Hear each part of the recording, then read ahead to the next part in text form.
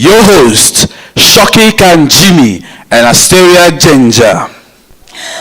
Access to information plays an important role in development, democracy, and equality, and as such, Namibia seeks to promote and protect access to information as a fundamental human right, while artificial intelligence and e-governance can play an important role to improve access to information and bridge the digital divide in our digital world. However, we have to also look at the questions that we need to ask ourselves about the ethical use of artificial intelligence, and these are some of the issues that we are going to be tackling at this year's 8th National ICT Summit. That's very right, and that's why Namibia was ranked 9 out of 54 African countries in terms of our preparedness to make use of artificial intelligence, and I think that deserves a round of applause. Thank you so much. I'm your host, Shoki Kanjimi. And my name is Asteriana Nangula Njenja. And we will be taking you through the second day of the 8th National ICT Summit.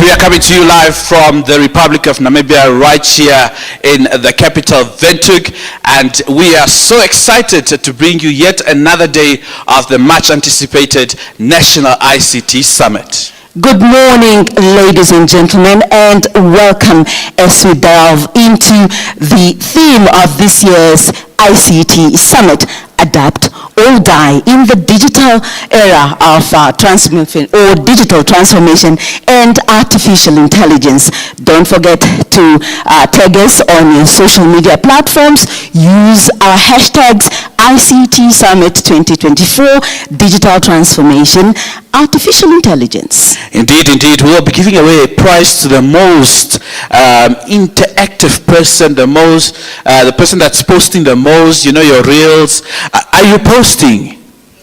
Are you posting? So tomorrow we are going to give a good prize to the person with the most posts and the good likes and the followership and all that. So don't forget to make use of those hashtags. Let me take this opportunity to recognize the Honorable Minister from the Republic of Botswana. That's Honorable Tolegan Sekgoga, the Minister of Communications, Knowledge and Technology, all the way from the Republic of Namibia. He's joining us virtually, and we also like to take this opportunity to also acknowledge our Director of ICT in the Ministry of Information and Communication Technology, Ms. Linda Ipinge Nakale, and all the senior government officials, all captains of industry, our esteemed sponsors, our esteemed stakeholders, and all of you. Please give yourselves a round of applause for just being here today. Thank you, ladies and gentlemen. As Shoki was actually establishing who is posting, I only saw Ms. Linda Ipinge with the phone up, yes, recording and snapping and posting probably. Yeah. The rest of us, where are our gadgets? Are we building resilience? Yes. Are we? Are we? Take out those gadgets, apparently adapt or die. Yes, indeed, you need to adapt or die. Well, ladies and gentlemen, we will get right into our program.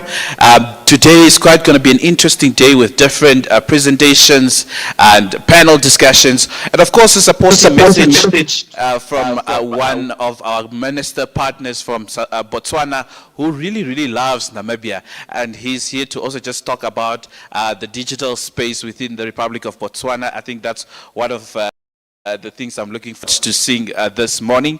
And of course, we'll be having a panel discussion that will be led by the awesome and lovely looking Ms. Asteria. Please give my co-host a round of applause. She looks lovely. Indeed, thank you, Shoki. You look lovely yourself, and happy birthday once again. It seems the whole month will be my birthday, so it's all good. Well, let's get into that. Let's get into the first item of our program. As we said, we're going to get a supporting message from our guest of honor, that is Honorable Tulagano Sekgoga, the Minister of Communications, Knowledge and Technology from the Republic of Botswana.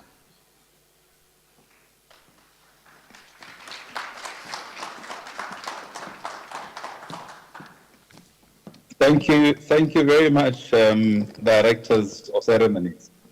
I want to begin first by thanking very much my colleague, Honorable Emma Theophilus, and I wish to say to all of you that I wish I had the opportunity to travel to Namibia.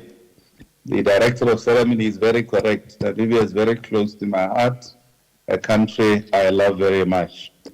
But let me begin by, my remarks by saying that I'm very humbled by your invitation to allow me to be the guest of honor.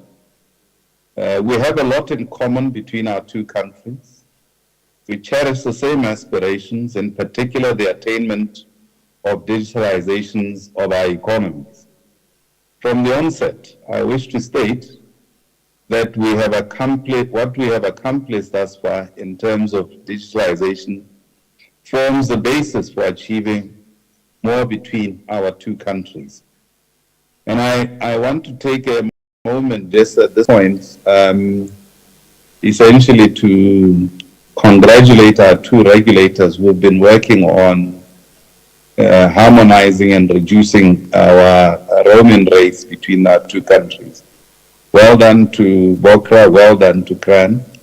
And I think in due course, the Minister and I will have the opportunity to convey the news to both the Namibians and Botswana. There's an opportunity, for instance, for a single digital market between our two countries, wherein we can trade in digital products and services. We can extend our global reach through the same digital infrastructure. In our deliberations at today's summit and beyond it, I wish to see more areas of collaboration and cooperation between our two countries and beyond, being identified and followed through with robust efforts over a defined period. Having perused through the agenda of the summit, I'm very confident discussions will enrich our development agenda. It will then be very important that we deliberate with the strategic objective of accomplishing clear outcomes that will lead to a true transformation agenda over the next few years. For instance, we note that new ICT helps to transform traditional cities to smart cities, featuring integrated governance. Necessarily, that new ICTs are able to grant us, this pivotal opportunity, does not necessarily translate to such benefits accruing in our economies. There are some actions that we need to undertake. We need to be deliberate in our efforts, commencing with revamping our policy, legal and regulatory frameworks to deliver on the intended outcomes. I dare say we need to qualify these digitalization outcomes as increased productivity and efficiency in all sectors. Employment, including self-employment, increased revenues for businesses, individuals, and governments, increased opportunities for all, including the marginalized. And this is a very important point, that we must not leave any of our citizens behind. I therefore urge us all to focus on our deliberations on the accomplishment of such noble outcomes. These can only be realized if all sectors of the economy being digitalized, including those which traditionally have been shy of adopting and adapting technologies in the delivery of their services. Ladies and gentlemen, we can learn a lot from other countries that have already advanced in digitalization. Some of these countries have adopted the top end to be innovation hubs, and therefore their efforts are characterized by a focus on specific areas that enable them to conceptualize and commercialize new technologies and solutions. Some have adopted to be service powerhouses, wherein they focus on the development of software, content, and service delivery. A majority of our countries in Africa, unfortunately, are limited to the lower end, where some of us have just begun adopting ICTs and value creation, and a few of us already are using and consuming ICT highly, but value creation is limited. We note a disheartening aspect of our economies are not integrated with the global ICT value chain.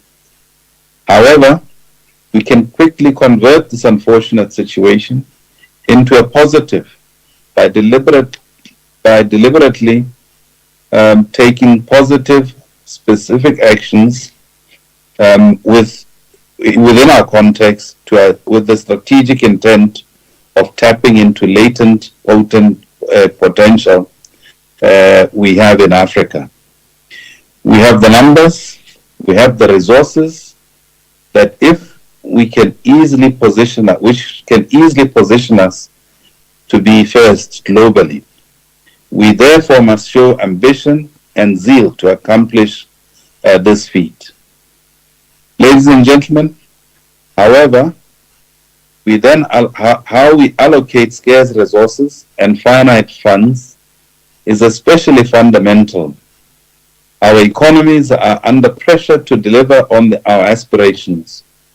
We count on dialogue such as the one we are having today to develop solutions in all spheres, including policy. Further to these, we are well aware that exploitation of open data as a commodity requires managing data as an asset for economic transformation.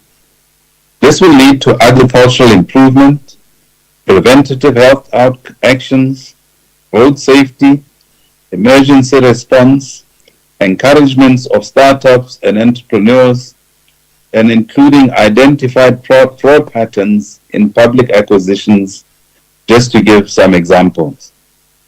These should in turn lead to benefits such as smart government impacting positively on public service improvement. We should truly realize community collaborations as in citizens, industry, and government departments. We should further realize government transparency, improve policies and accountability. Furthermore, we should achieve data for analytics that can be used in disease management, education, and the economy. History shows that our economies have been hinged on governments as the main driver.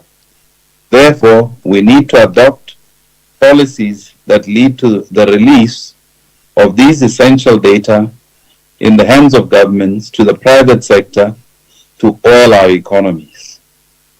As I move towards concluding my remarks, I would like to share with you the Botswana story that I'm grateful to say Namibia, our sister country, has contributed to.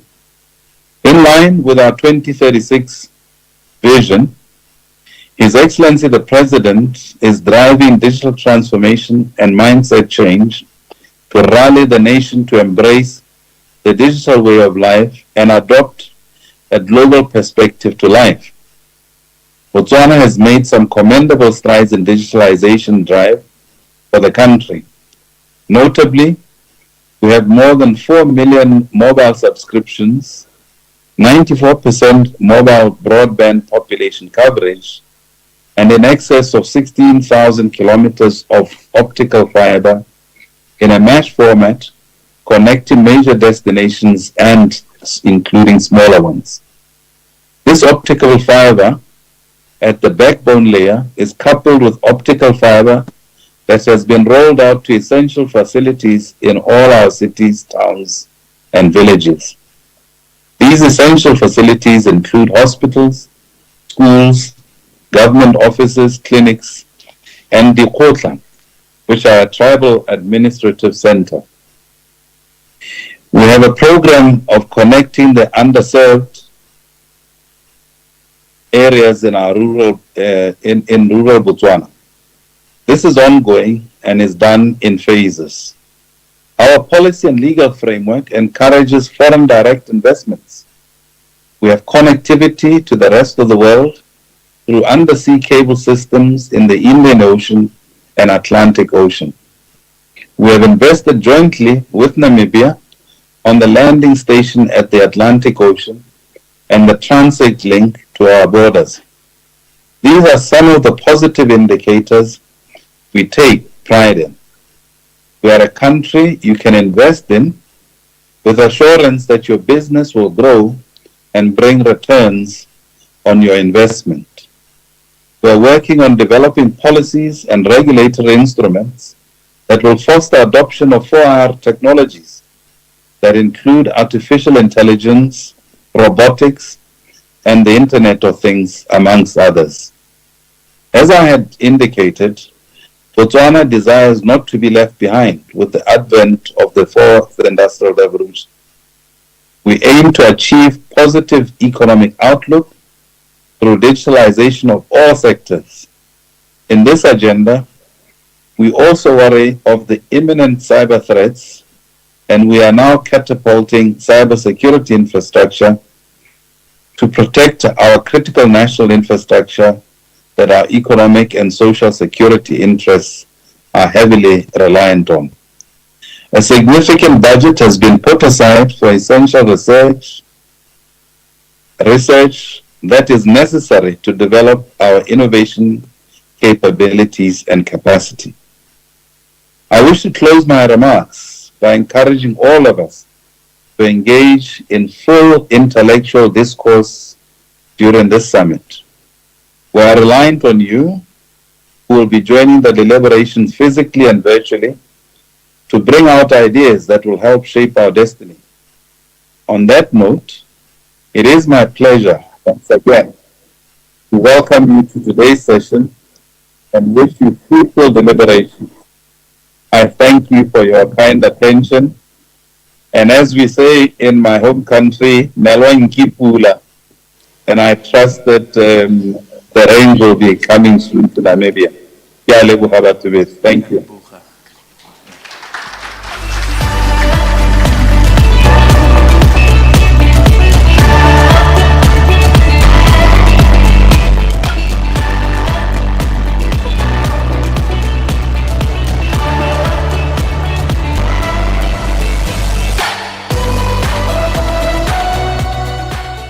Kalebuha, Honorable Sekhoko. Indeed, we thank him for such a very supportive and inspiring speech, really touching on how Namibia and Botswana continue to enjoy cordial bilateral relations, especially also within the ICT space. Of course, as you know, as he has mentioned, we are preparing for that roaming, charges that are not overpriced, that are not low, too high for all of us when we travel between Botswana. And I think many of you have traveled between Botswana and Namibia, one way or the other. Have you? Exactly, and you only use your ID. Yes, You that's don't a need good a point. passport. So I think let's give the Honorable Minister a big round of applause. In Botswana they say Pula, then you say Pula. Let's try it, yeah? I think he will be happy to hear Yes. that. Pula. Again. You can say it better. Pula. Aha, give yourselves a round of applause. Indeed, thank you so much, Honorable Minister. We move on with our program. And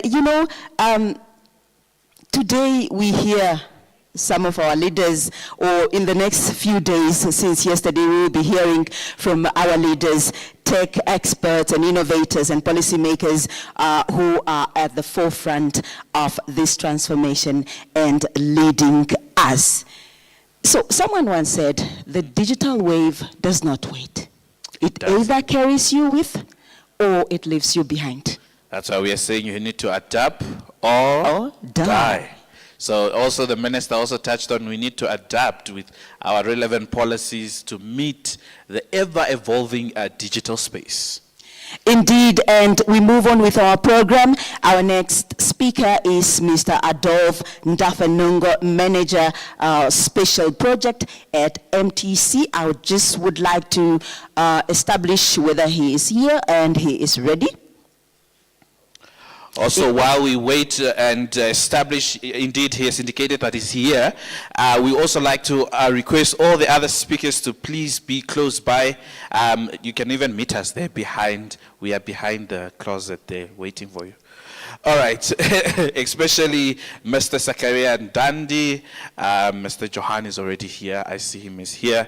And also our panelists, please take us through. You're going to have a very interesting conversation today. I want it to be a surprise, Shoki. Okay. I want it to be a surprise because I want to keep the audience here so that they actually, wait and see. Yes. What are we going to talk about during that panel discussion. But of course, for them to just prepare themselves, it's going to be under the topic artificial intelligence as a route way to African transformation. Indeed, indeed. We'll then be looking at the pros, Okay. the cons, Africa's readiness to actually embrace AI. Do you think Africa is ready to embrace AI? You don't seem confident. Do you think we are ready? I need more energy in the house. Yeah, I see more young people in the house, so I'm of the view we should have that kind of energy when we ask a question. So are we ready as a country, as a continent for AI and digital transformation? Yes, that's the spirit that I want. It's good. Let's give ourselves a round of applause. Now, what I want to do, Shoki, so that we just keep the attention, because I don't want anyone, after breakfast, sometimes when you have a heavy breakfast, sometimes you just want to go into a food coma and just close your eyes a little bit. So we are going to, when we say adapt or die, if your hand is down, you are dying. If your hand is up, you are adopting. So we are going to keep doing that. Yes. Adapt or die. Indeed. Already they are dying. All right, let's establish whether our next speaker is ready. Indeed, it seems like our speaker is indeed ready. He will be touching on the role of telecom in enabling digital transformation and AI. Please, ladies and gentlemen, let's welcome Mr. Adolf, the Manager for Special Projects from the Mobile Telecommunications Company, in short, MTC. Make the connection.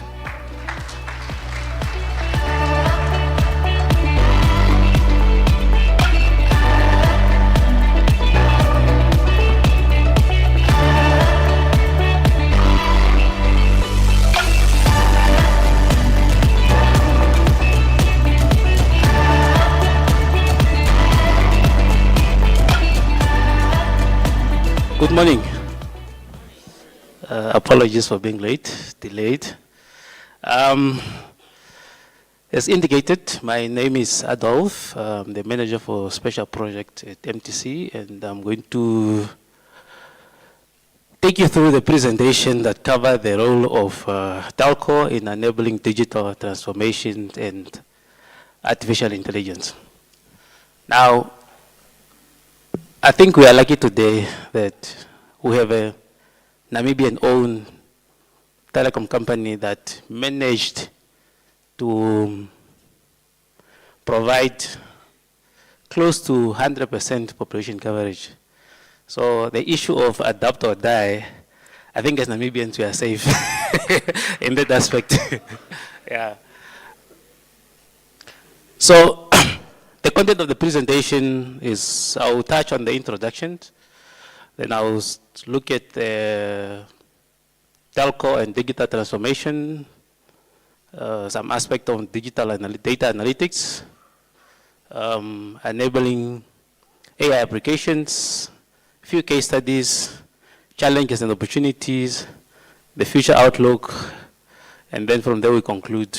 I'm not so sure there will be a point for questions and answer, but I'll be willing to take some questions.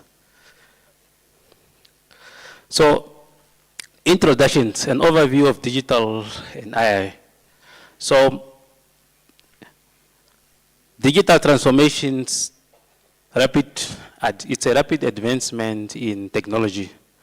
So, it involves integrating digital technology into all aspects of the business, fundamentally changing how organizations operate and deliver value. That's a very key point, deliver value to the customers. So that's a very key point of why organizations take on digital transformations. Now, what is the aspect of integrating AI into various sectors? So AI, or artificial intelligence, refer to a simulations of human intelligence. So previously, only human can think. Nowadays, computer can think faster than the human being. So together, this technology are reshaping industries by improving efficiency, enhancing customer experience, and enabling new business models. So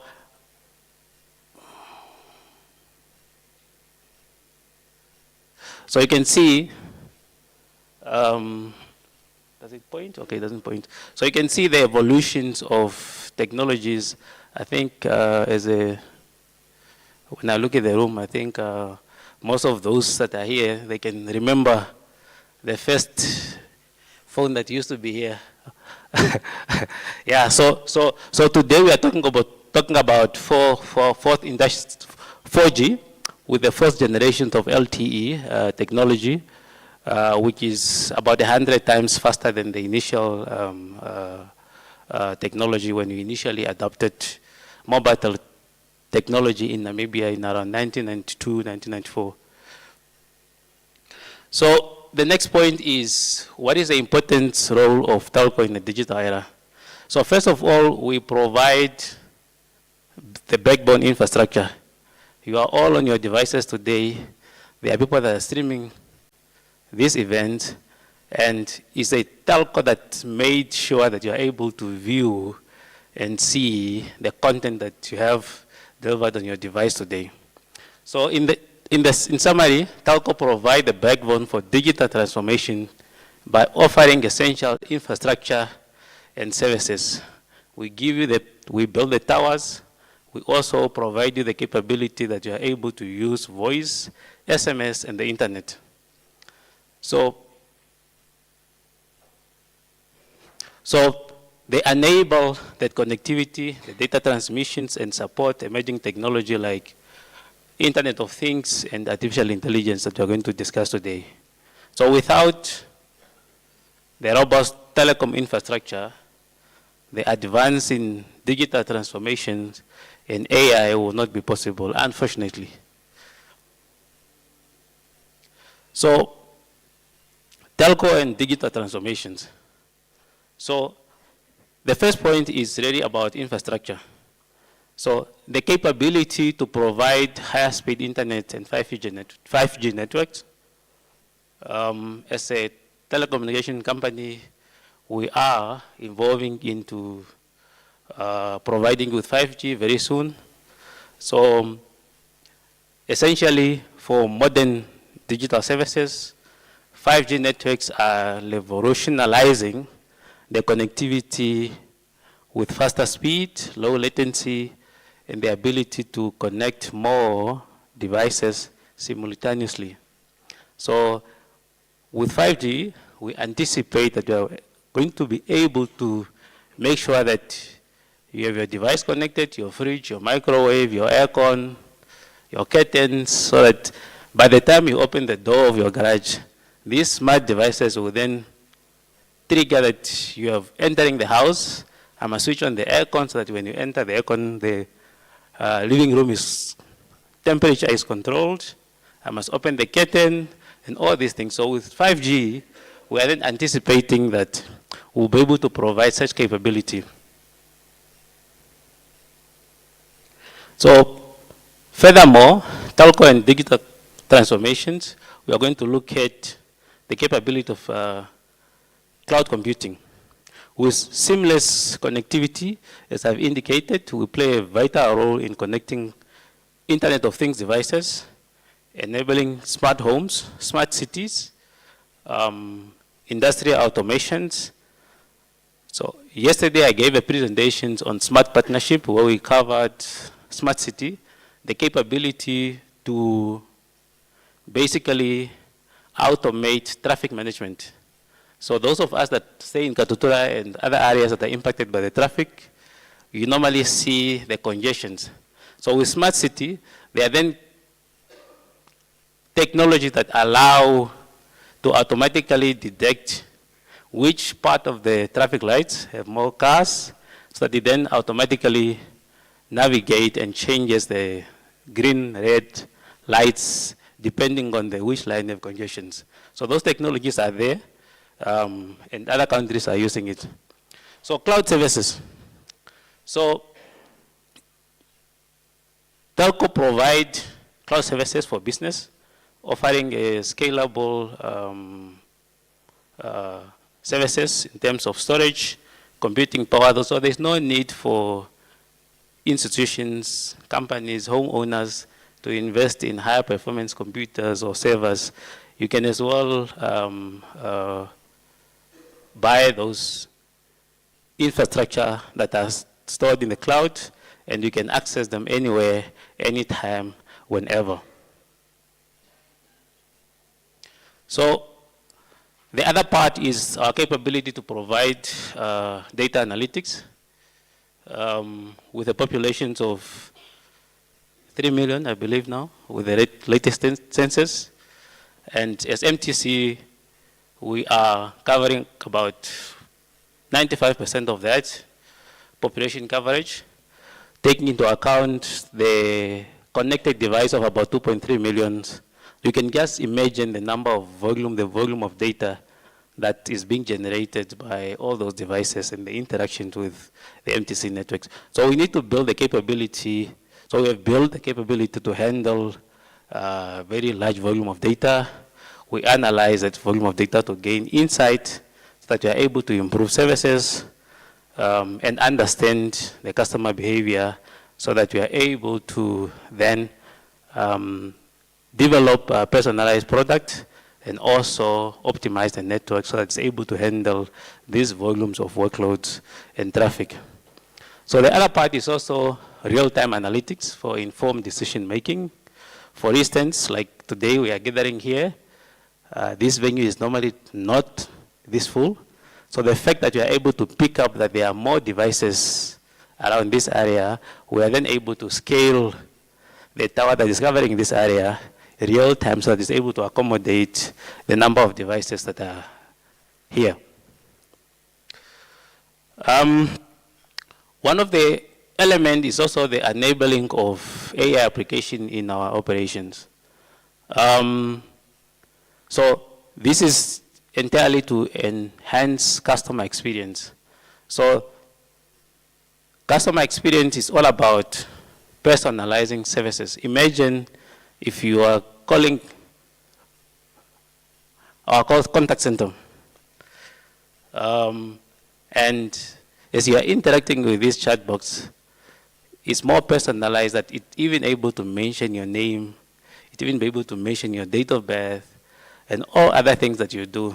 So imagine the impact that it will make to you as a MTC customer. So in personalizing services, AI is used to tailor services to individual customer needs, personalize recommendations and target marketing, enhance customer satisfaction and loyalty. So if you are able to understand your customer experience, you are able to understand your behavior, then you are able to give you a package of hours that meet your need. So this is really part of the advantage in enabling AI application in our operations. The other part is then that I spoke briefly that say it's AI customer support, AI-driven customer support. So AI-driven customer support such as chatbots, virtual assistants, provide instant response in resolving issue efficiently and improve customer services and reduce operational cost.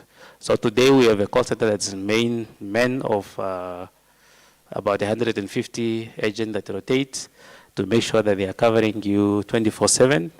But with advancement in technology, we'll be able to shift half of that to either train the AI model so they're able to give you the best experience, and the other half will be channel them to other operational efficiency, maybe to support you when you want to buy services online. Let's say you want to buy a phone, we can deliver that phone to you wherever you are. You don't necessarily need to come into the mobile home. So the other aspect, apart from addressing the customer or improving the customer experience, we also use AI to optimize network operations. I gave an example of picking up congestion within a specific area, and we can automatically scale, change the parameter on that antenna so that it's able to accommodate the number of the volume of customer or devices that are connecting to that particular tower. So the other element is also then to automate network management, AI optimized network performance, efficiency, ensuring reliability and higher quality of service. It helps manage traffic and allocate resources more effectively. So these are some of the few case studies. So we have a case study telco A, that's AI driven to improve customer experience. How do they facilitate digital transformations? The telco A improve the satisfaction of using AI powered chatbots and virtual assistants, reducing the response time and the increased resolution rates. The impact on their business is this led to higher customer retention and lower support costs. If customers are happy, they will not be willing to move to any other operator because they are being served well and the service is excellent. So the other case study is on network optimizing using AI.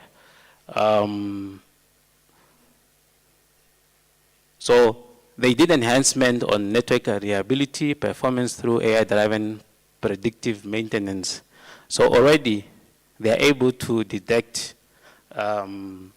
that there will be a communication overhead, there is an increased latency, there are challenges that are coming from that particular node or in the network, be it security challenge, be it congestions, and they are also probably based on the volume of download and browsing, they are then able to make recommendation to say, we are seeing so many customers accessing Netflix and they are watching this particular movie, so we need to cache that in our caching server so that other customers, they don't have to download it to download the particular movie on Netflix is just locally available within our data center. So the benefit to this is then it's resulted in fewer outage and improve customer satisfaction.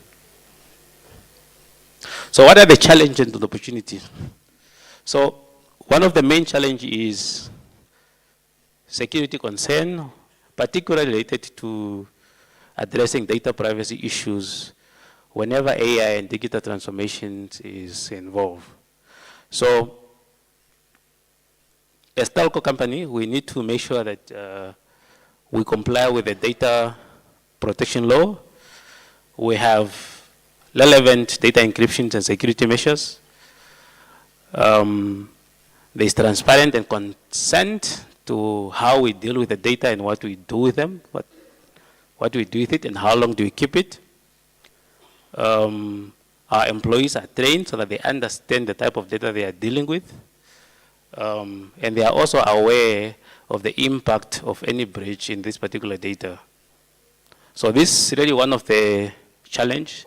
The other challenge is regulation issues, regulatory issues. So we must ensure that the like of GDPR, although it's not a law that is passed in Namibia, we also deal with customers that are not Namibians, that are visiting. So because their country of origin requires that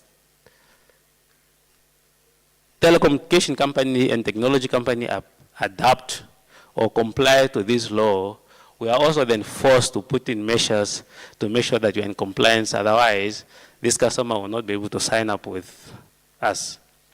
So the other part is the higher cost of implementation.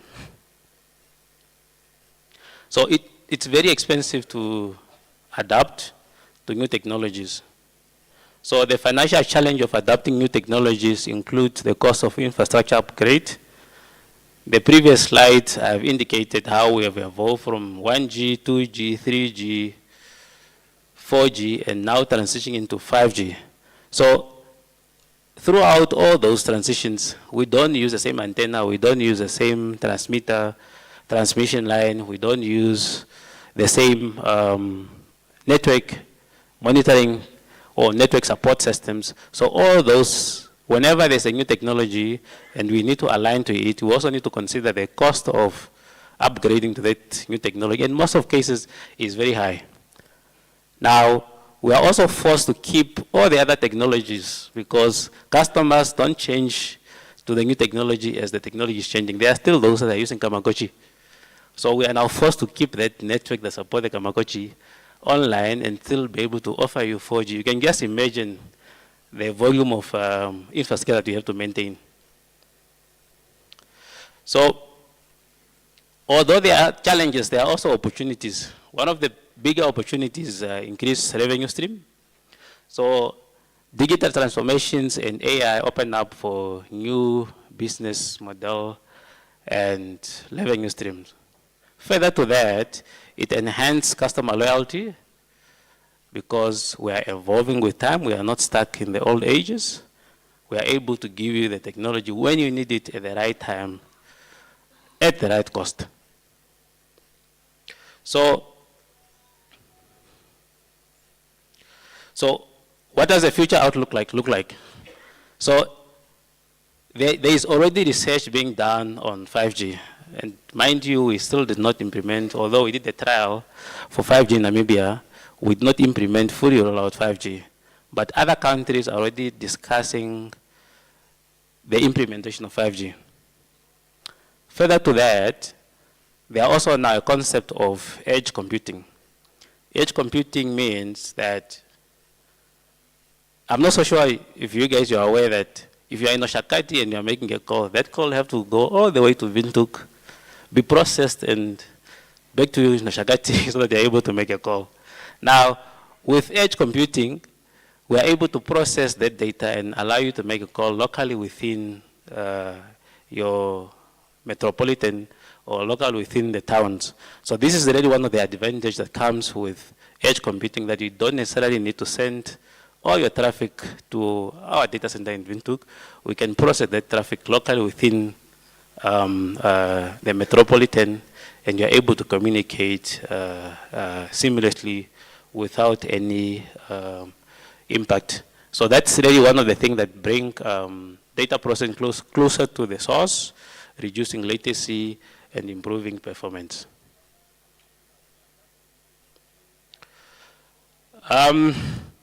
So the telco role in future innovations. So we will continue to drive the technological enhancement based on the customer demand and what the industry dictates.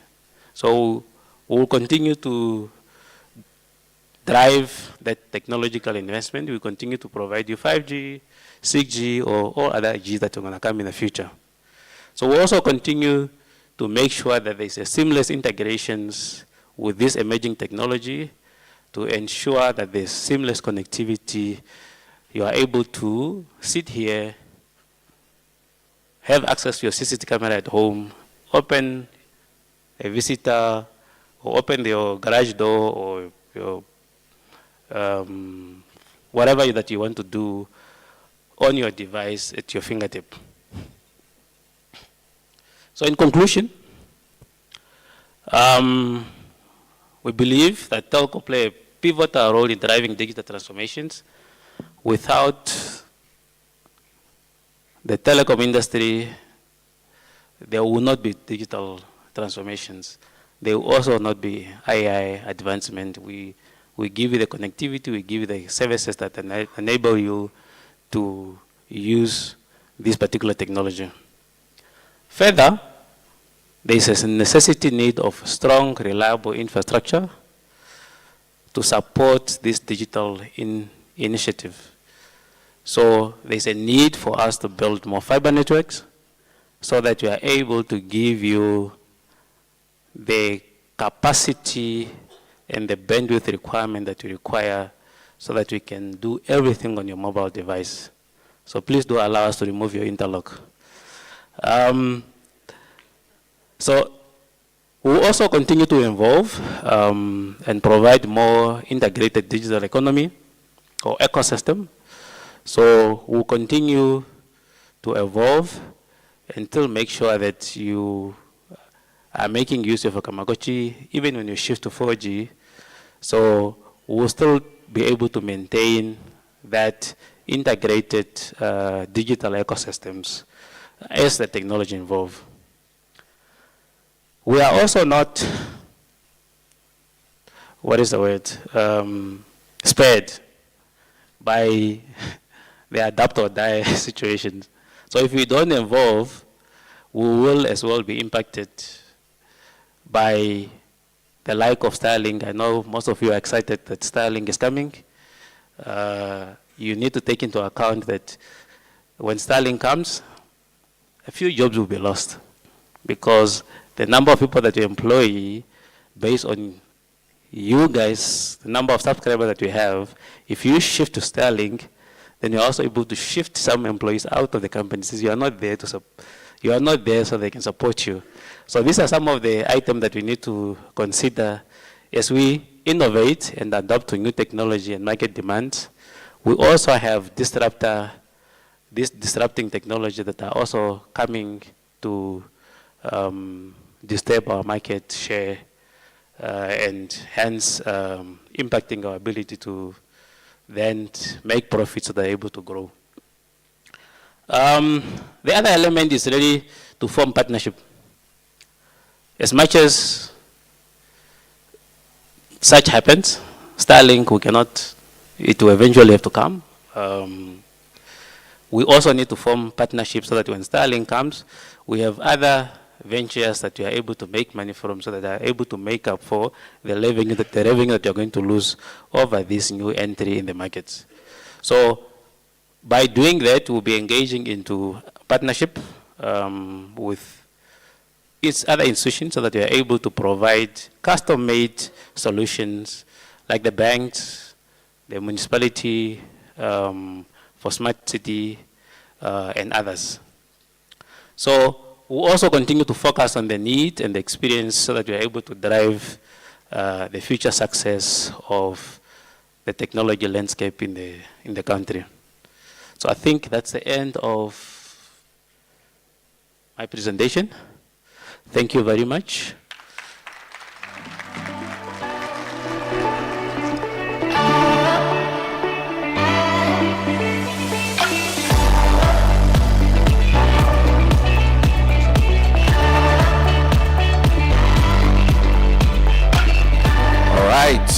Let's give Mr. Adolf a big round of applause. Indeed, adapt or die. We can see some of you guys are sleeping. Don't sleep. But before we get maybe into the picture opt, maybe just let's take two questions from the audience. as we just wait for our colleagues to bring a beautiful, beautiful gift to Mr. Adolf here before we let him go. Any two questions based on his presentation? Do I see any indication in the house for a question? Oh, right there. Right, there's a mic, I believe, coming through from our team. Adapt or die? Aha. They are awake. Indeed, Shoki, adaptation, I think, is becoming the new survival of the fittest. Okay, just raise your hand. Who's having a question so that you get the mic? Okay. Thank you for the opportunity. I just wanted to, I'm so excited to hear about 5G. I just more interested in, as much as they are talking about 5G, I think we are also thinking about the prices. How does the costing of, let's say for example now, like you are going to have more infrastructures being connected to internet. How does the costing of internet going to be? Okay. I think let me answer that. It's a brilliant question. Thank you very much. Mr. Sorry, I didn't get your name. I'm not so sure if you have observed that over the years, the price of internet have always been declining. So it will continue to decline as that. So you don't have to be scared of that. Now that you have launched 5G, maybe the price per megabyte will increase. I think that pattern will continue to decrease. So I don't think you should be worried at all. We just prefer that you buy more devices that are able to be connected. Thank you.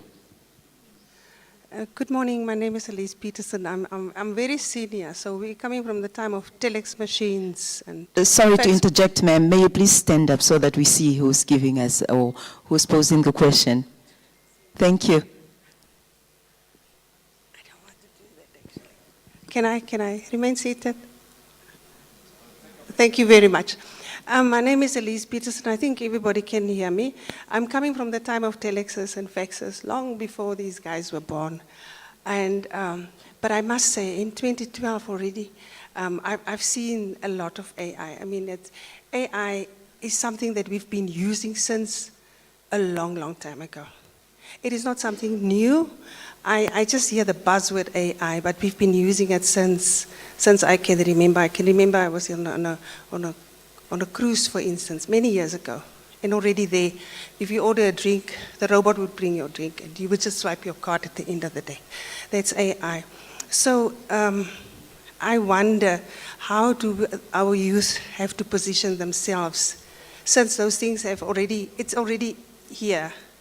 How do these people have to position themselves at our universities, in our houses as parents? How do we prepare our youth for the time, when the time comes, that some of the jobs are going to become absolute? Because I've seen that already. In flights, we don't have cabin attendants anymore, for instance.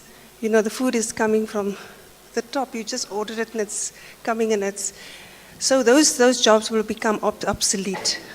Just how is it that we can position the youth? How should they think about when they go to university? Which areas do they have to explore? Thank you. Thank you, Ma'am Elizabeth. I think that's also a very brilliant question, a very important question. It's unfortunate that you probably were not here yesterday. I also give a presentation that touched on that aspect a little bit.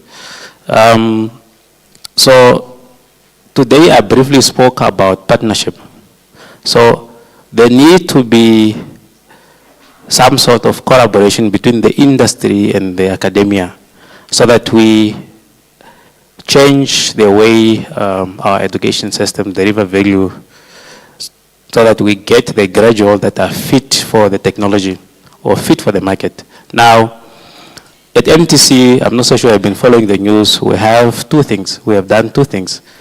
We have opened up a center called HTTPS, which is a collaboration through MTC and NAST, and that really enable and facilitate the smart partnership that we have been talking about, to say there need to be this collaboration between the industry and the academia, so that we also give input to the curriculum, because we are on top of the technology, so we see the things that are coming, and we want to make sure that by the time the students are going to graduate, they will be useful in the industry. So you are very right that yes, some of the things have been there before, and they might take the jobs, the anticipated job of the graduate, if we do not address the foundations and the educations that prepare them for the job market. Secondly to that, we have also developed a further application by observing that there's a need in the Namibia, in the nation, of industry practical experience. So before the students graduate, they are required to do internship. Now, as a company with other partners, we are putting in investment to ensure that these students take placement in this company, so that they are able to learn the practical experience of what they have learned at school. So with data analytics, we are also then able to understand and analyze the type of job profile that these companies are requesting through internship. So the platform allows company A to request for 10 students in the following field. So if we analyze that data, we are then able to see during this period, we see that there's a very high demand of graduate in automation, for instance, so that the next curriculum review of the university, we then embed that new requirement into the curriculum, so that the students are prepared and they are taught the right thing that they need for the market. I'm not so sure I've answered your question fully.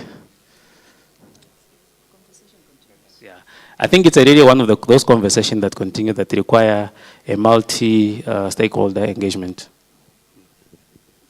Thank you very much, Mr. Adolphe Ndafenongo. Indeed, the conversation continues as we continue to discuss and engage. Unless there is any other question. Ooh, wow. Okay, we have another one right at the back. Okay, that will be the last one, I believe. Yes, please.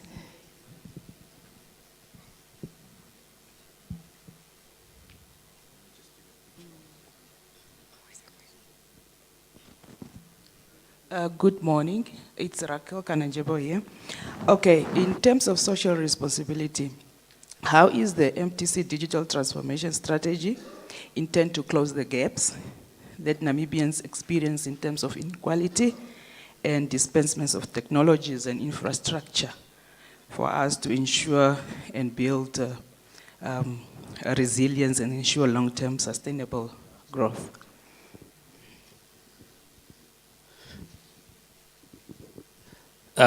Thank you. I think in my opening, I have indicated that we are able to, or today, we are proud to say that we are providing 100% population coverage. We made a commitment as part of our effort to close the digital gap, to invest in areas that are not worth investing, because we care about the next person that need to make a call to a doctor, or the next student that is able, that need to access the learning material. So through our corporate social responsibility, we have done quite an extensive investment in making sure that you are able to provide coverage even on areas that are not economically viable to do so. Putting up a tower is an expensive thing, but we understand the need as a nation. And also, we are trying to help government reach certain targets as set out in their national development plan, to make sure that they should not be an area in Namibia that a person is not able to have access to this connectivity. So those, in a nutshell, is really one of the heavy, expensive investment that we have done as part of our CIS. There you have it, ladies and gentlemen. Can we just give him a round of applause? He touched on the role of telco in enabling digital transformation and artificial intelligence. So we move on to our next speaker. Yes, but before that, we would like to appreciate Mr. Ndafenongo with just something little. Indeed. There we go.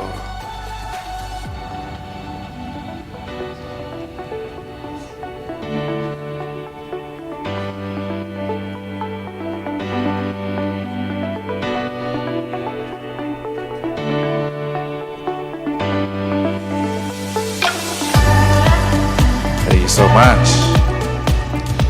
Now, our next speaker, while Mr. Ndafenongo is just getting off stage, will be Mr. Zakaria Ndadi. He is a software engineer and data analyst at Telecom Namibia, and he will be touching on the topic, leveraging open source software in the age of AI, a strategic advantage of SMEs and corporations. Let's please welcome him.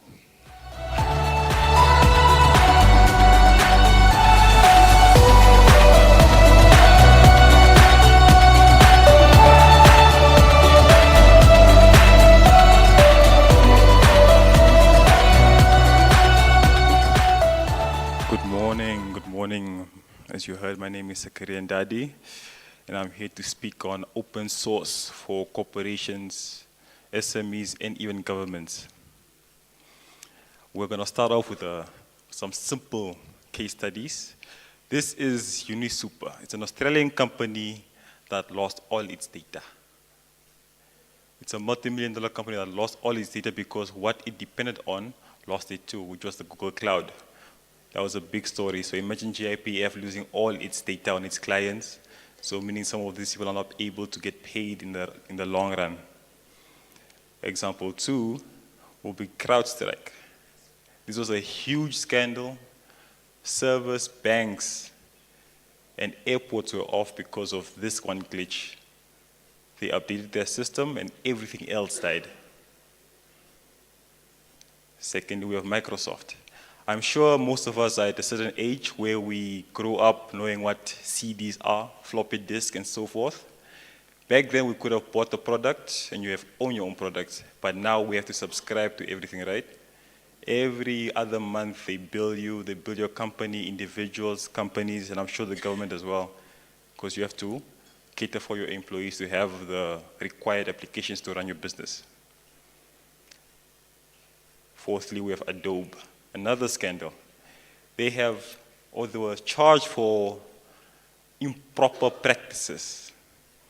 You subscribe to a service, you pay $100. To unsubscribe to a service, you pay $1,000. Now imagine if a corporation has your data to such an extent that they can do what they want to you. Dangerous. iTutor. Yesterday, there was a talk by Professor Peters, where we have to, even though we're incorporating AI and all these technologies into our country, into our businesses, we have to have the human aspect of it. We can never throw away or give away the ability to be human in some situations. Their scandal was they had an AI go through the hiring process of their different teachers, and it discriminated against all females, by the way. Very bad, very, very bad. Yes. As of now, before I start my initial talk, there are quotes I want to have or to leave with you guys. And please, in the digital age, all of us use smartphones to a certain extent. All of us use technology to a certain extent. I hope we remember them. Number one, if you are not paying for the product, you are the product. If something seems too good to be true, if WhatsApp seems too good to be true, it's just free, you're just using it, just calling, that means how do they make their money? How? Who are they making their money from?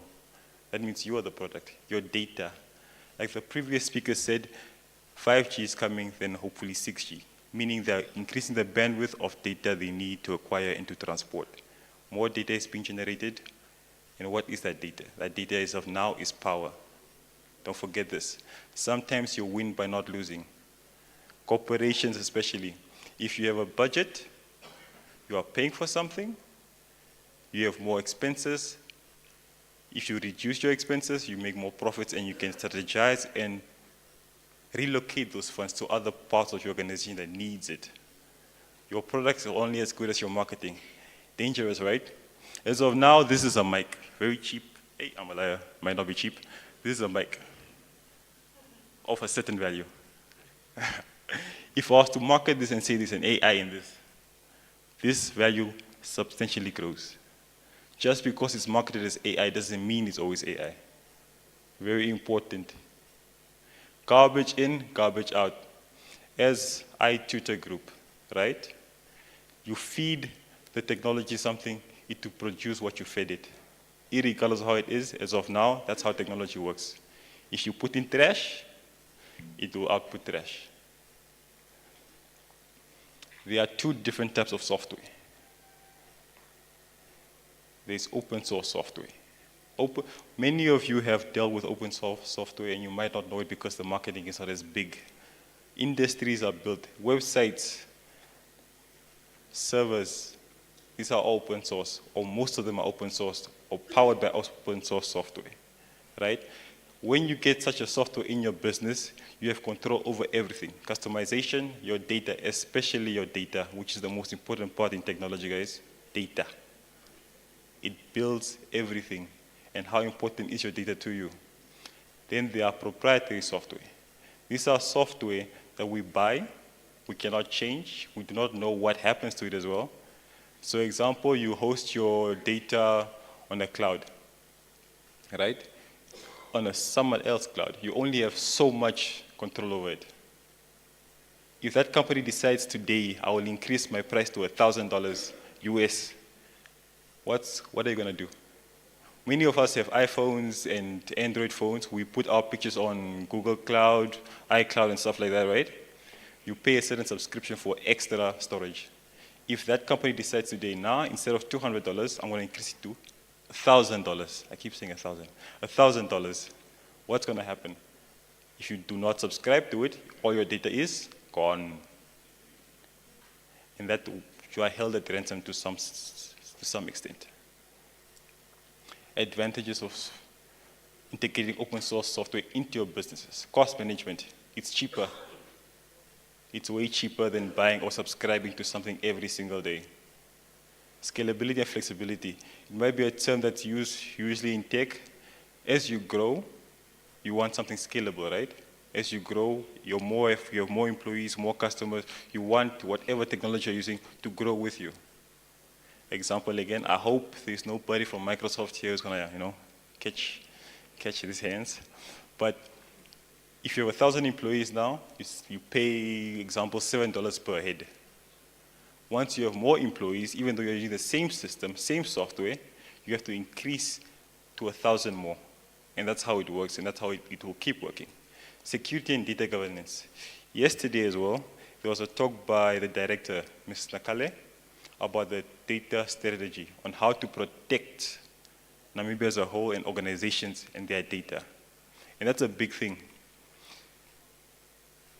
The Western world, or the world that has the most technology, that we get the technology from, right? The way they take the data from us, right? That can be used in many sorts of ways. Governments can be ruined by these sorts of things. Example, very dangerous, Egypt, the spring, yes, how that happened. It was via the same way of communication through these things. Knowing how a population works, it works through their data. You can see people's habits, you can see people's trends via their data. Community and support and innovation. I don't know if some of you work in different IT departments especially. If there's a glitch or something wrong with your product, right? All you can do is wait. Irregardless of how you do, you have to file a ticket, you have to wait for 2 weeks. If you are lucky, unless you're a premium supporter, maybe get 2 days, 3 days for support to fix that certain bug.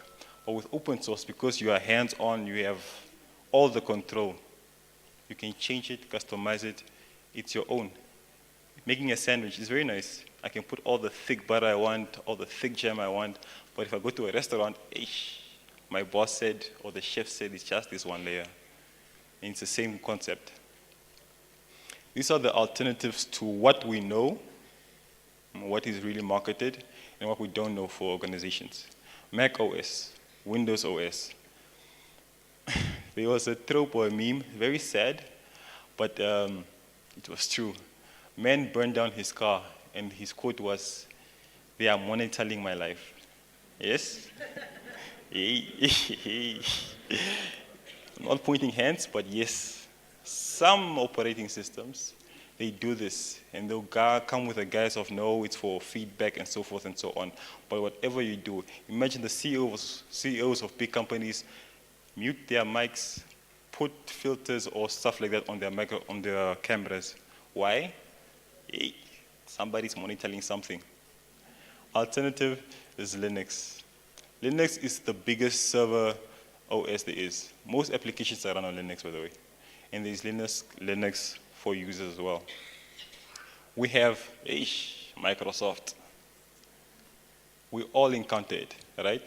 And we all pay for it. Before, buy a CD, it's yours forever. Now, every month, pay a certain amount, activate your Windows and so forth. Otherwise, your PC doesn't work as well as it's supposed to. Alternative, we have LibreOffice. Free, open source, same usability, same everything. And I repeat, free. Free things are nice, guys. We have SAP, the biggest ERP company in the world. If you have a company, you probably know of SAP. You've probably encountered SAP in their modules where you are running your financial division to your marketing, to your sales. SAP is it. SAP is not cheap. SAP is very expensive. Getting consultations and so forth with them, it takes a lot of dollars. Then we have an alternative, which is ERP Next. I repeat, open source. You get it, you install it, you manage it, you get your IT department behind it, everything is done for you. Data governance and policy perspectives, and that's, I think, the main focus of this talk, right? Data governance and policy perspectives, protecting yourself, your company, and your people against what the outsiders will do. You have to ask yourself this question: how important is your data? How important is your data? You can keep opening incognito mode, but we know. We know. And I'm sure they know as well. What are the business policies when it comes to managing your data? If you feel like you are just a simple e-commerce site and your data is not important because you have catalogs that everybody else has, what about the financials to it? What happens if I get your financial records? There are stories, guys. There are a lot of stories. Big companies held at ransom because of their data. They gave, no, their data was accessed by the wrong people. And it's Namibian as well. But I'm not allowed. Who can have your data? Do you have the infrastructure in place to protect yourself? Do you? Yes, Google Chrome is free. Why is it free? Yes, Instagram is free. Why is it free? Why is it that the moment you speak on Pringles, some of you probably get a Pringles advert soon. And that's how it works. Yes, they want certain permissions on your phones, right? You don't allow them, and yet somehow they can still hear what you're saying. Crazy. So please, guys, ask yourself these questions, companies especially, because you're not just dealing with one entity, you are dealing with multiple entities. And these things lead to other companies as well. And that's it. Very short, very simple. In conclusion, this is not to say that all companies are bad or all companies that ask you for a price are bad. This is to say that what are you going to do for yourself to host and keep your data, to protect yourself? Please protect yourself. Please. Thank you very much. If there are any questions?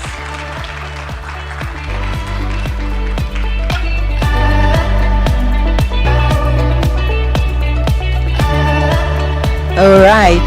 Thank you very much, Mr. Ndadi, for that insightful presentation. You know, you mentioned something that really touches my heart, not in a good way though, the use of a floppy disk. Who used a floppy disk in university or at school? Please raise your hand. What experience did you have with a floppy disk? Jeez. When you save your assignment, you're done. You save your assignment. Now it's time to go and get it printed out. The floppy disk is asking you to format it.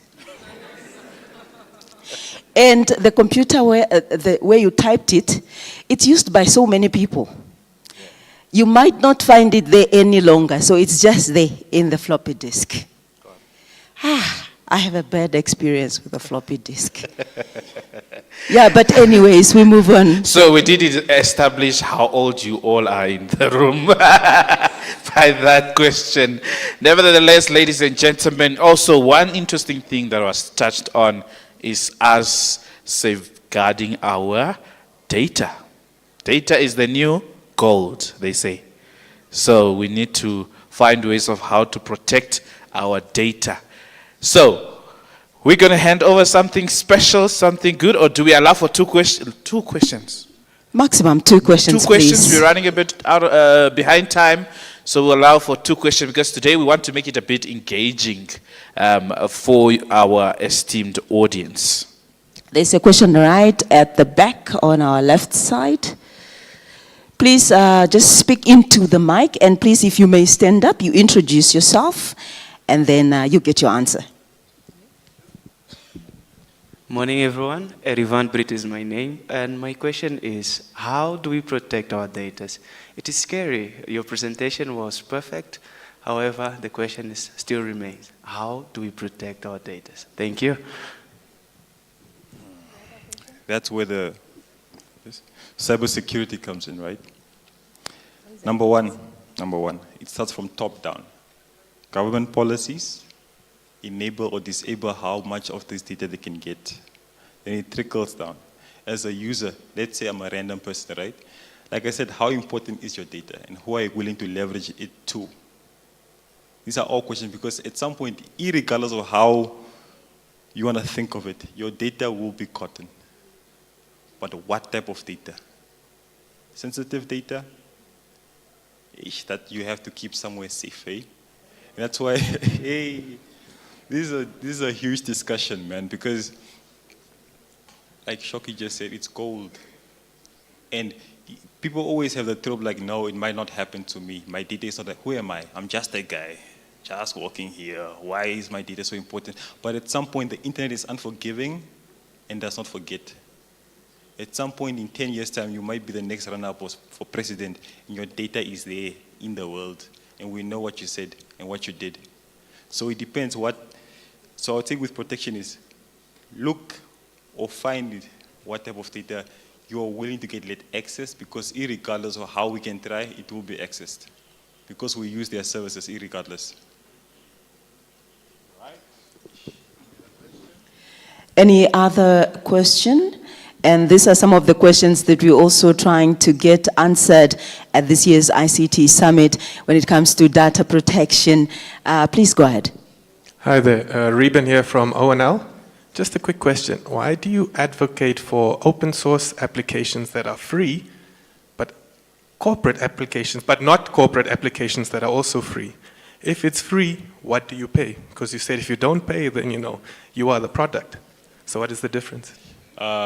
So what data, right?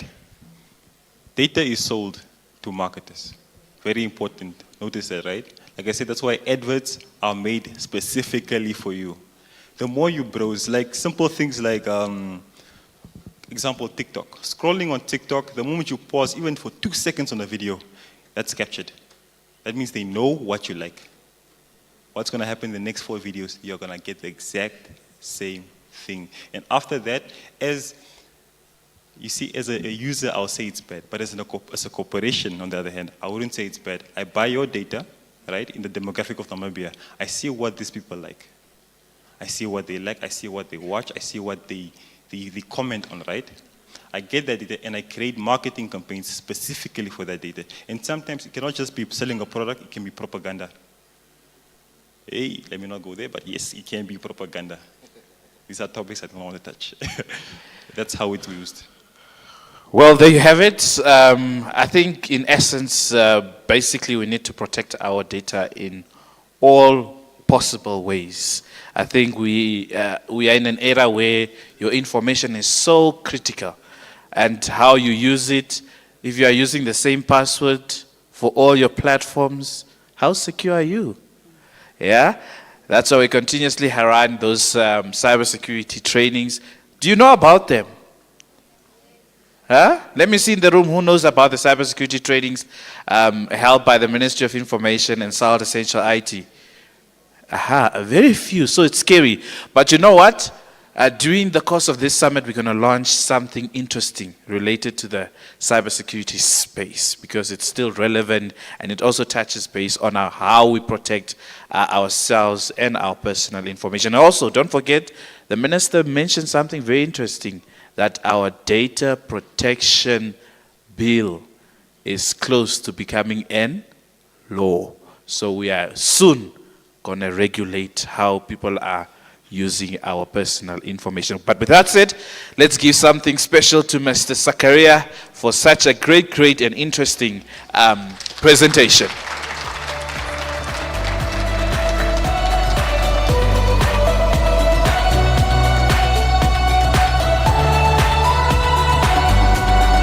Thank you so much. Adapt or die. Ah, good. We may now introduce our next speaker, Shoki. Indeed. So this is, remember our theme is based on two areas, which is digital transformation as well as artificial intelligence. So our next speaker will be now speaking about the Namibian government's digitalization journey. Now I have also moved with the gentleman coming on stage, and I know the passion that he has to digitalize government services. Ladies and gentlemen, let's welcome Mr. Johan van Wyk, the Director in the Office of the Prime Minister. Indeed, while Mr. Van Wyk is getting to the stage, don't forget to tag us on your social media platforms, MICT, and also our sponsors. Good morning. Way back, I was in the banking sector. And you know that banks could predict a divorce long before it happened. It's because they have the data in terms of your spending pattern. If you spend money on petrol, you spend money on groceries, and suddenly there's an increase in your spending to spend money at hotels, some food restaurants, and they just knew that something is coming. This is how data is the new gold, because gold is now so expensive, but before it was the new oil. Good morning. I'm Johan van Wyk from the Office of the Prime Minister, from the Department of Public Service E-Government Management. I'm just a messenger today because I'm still brand new in my role, but the idea that I have today is that we would like to show you how our journey has been in terms of digitizing government in total. There's this advert many years ago of the old lady who was preparing herself and even putting up some lip stuff, those red things on the lips, and putting on a handbag and nicely dressed, and then she walks out of the door, and then she walks inside the house, and she starts to compute to do her internet online banking. Now this is where we want to start our journey. Now it was really difficult, not difficult, but it was really teasing. This is not working. How does this work?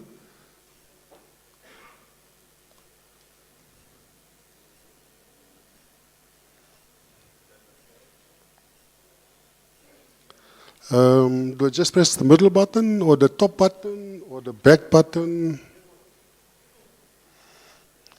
Okay, still working.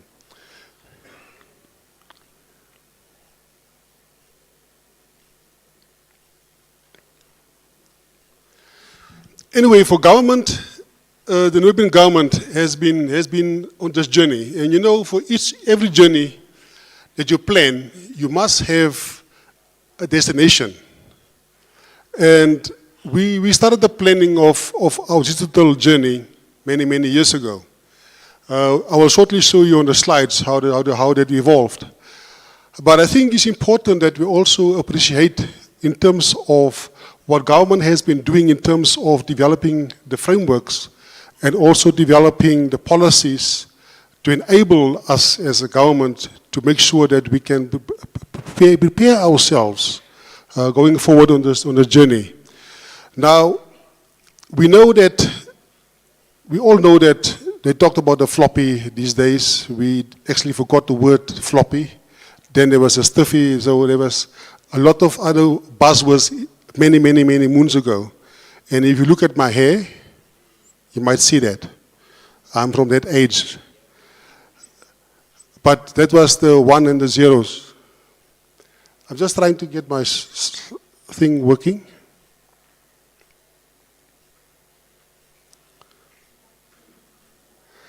So, and this is also how it works in government. Yes, okay, that's good. So the next slide. Almost.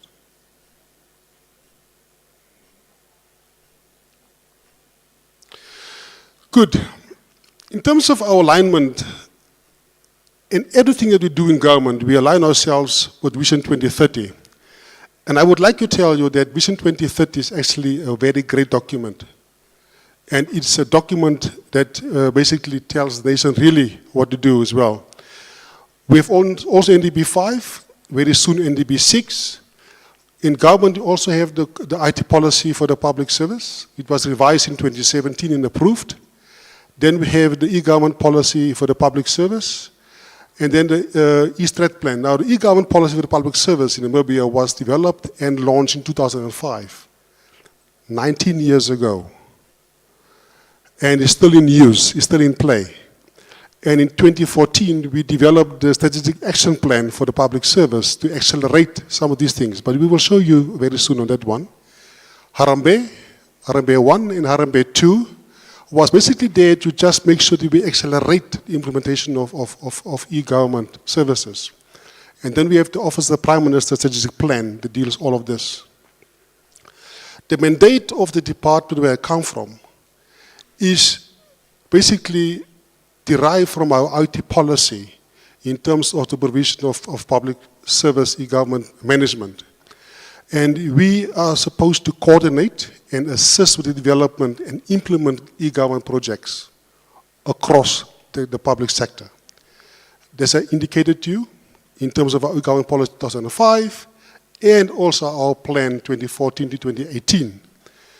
And as you know, we also provide internet services to our OMAs and regional councils. Now, a journey starts at a certain time, at a certain point of departure. But you must have an end in mind. Where are you going to? Where will you basically drive to? Where will the bus take you to? And this is why this little illustration has been created on ChatGPT to show you that where is our end goal? Where do we want to actually end up? And we have realized that to provide digital services for our citizens, you need to empower each Namibian with a unique digital ID in the future that will make sure that that person or that said citizen will be able to benefit and use our digital services. Now, our vision and our focus is to be citizen-centric. Everything that we do in terms of our development or digitalization journey is based on the citizen of this country. And you see, many moons from now, a few years from now, like 8 years from now, when I don't want to retire, I just want to step out of work to another space. I'll be the gentleman sitting there in my nice couch and looking through the window and doing my online interaction. Maybe I will submit my ITAs, it depends. But this is what we are basically portraying in terms of starting with the end in mind. And we are saying that adopting or adapting to digital transformation and artificial intelligence is critical, crucial for the Namibian government. Because if we do that, we improve our governance, we also enhance our economic development, and address our socio-economic challenges.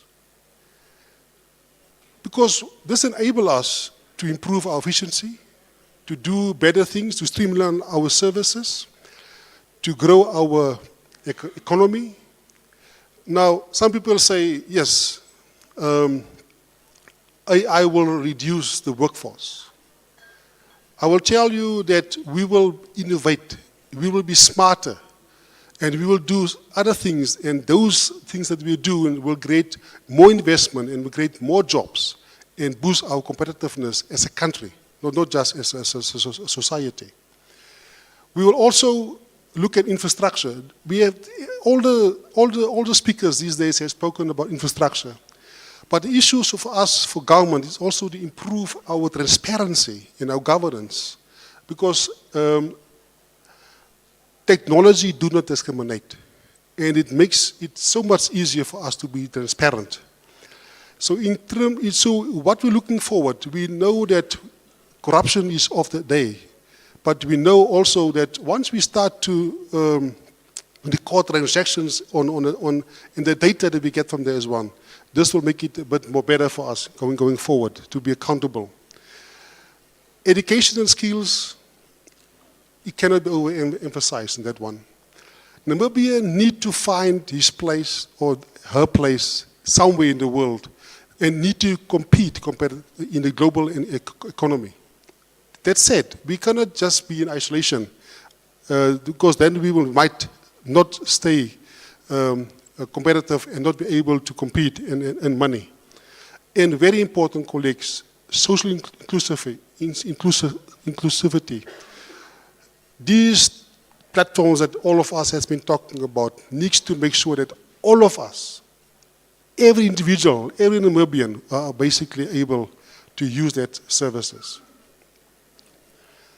Now that journey, as I indicated to you, for us as a country, in terms of our digitalization journey, started in 1998.